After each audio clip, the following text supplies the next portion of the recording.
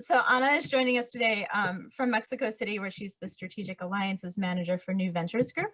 And before that, she was a co-founder of a company called Medilinx.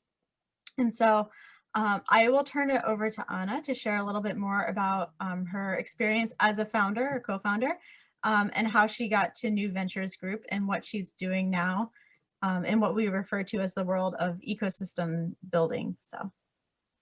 Yeah, and thank you for the invitation, and so good to meet you all, and especially with all these different time zones, it makes me feel so important. So thank you. As Julia was, sorry, my headphone.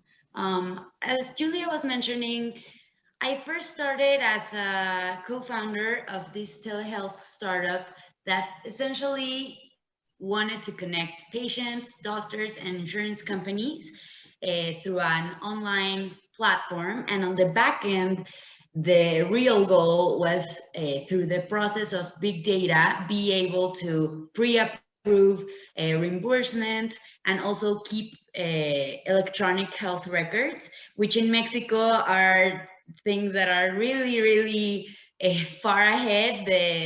I think in general, the health industry is a very complex industry in the world, and even more so in emerging markets like Mexico. So there's really a disconnect, and the experience of all these different players was very hard because doctors have to pay for a really great assistant to keep all these records, and then as a patient you're always having to update every time you go to a doctor, and you don't know if your insurance is gonna reimburse you or not.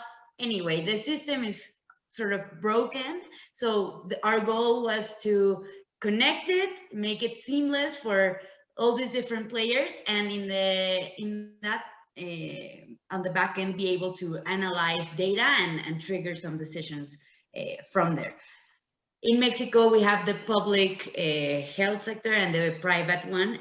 Unfortunately, and I don't know if it's the case for many of my emerging markets fellows here, but unfortunately here, when you're an entrepreneur and your client is the government or somehow the public sector, it is a problem because for your cash flow, it's extreme uncertainty. From administration to administration, your contract may change like this. And I have seen it with many, many other entrepreneurs that are relying on that payment, and then they never get it from the government. It's not reliable in that sense. And it's very complex because of all the interests, political interests, woven in the public sector regarding health.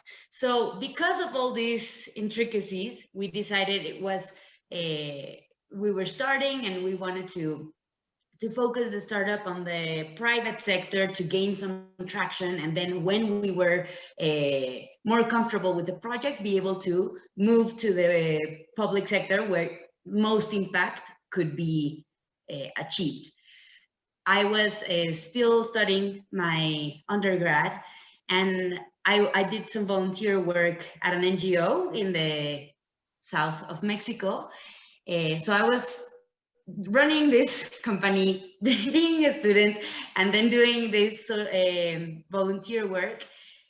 And there it hit me. I was like, I don't know, I was very gratified by the work of seeing change in these communities, and not only from the NGO helping the community, but also how the NGO learned from the community, and I learned from the community. So that kind of was the tipping point for me, where I said, okay, I'm young, I can do this. I love being an entrepreneur, but I just don't think I don't feel as connected to a tangible impact. So I want to switch career paths.